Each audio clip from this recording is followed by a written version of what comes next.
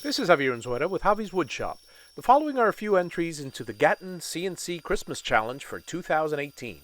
In all of these projects, I use Danish oil, walnut, or natural to bring out the grain and the beauty of the wood.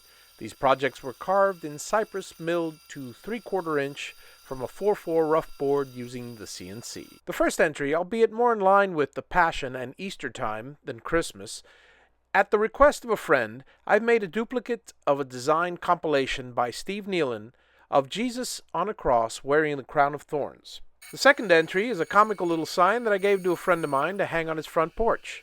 Sung to the tune of Here Comes Santa Claus, well, it depicts today's modern Santa. Now, while I enjoy a laugh as much as anyone, my parents always instilled in me a deep regard for the season and its true meaning. With that in mind, my third entry is a simple sign I made for my mom during one of my live shows.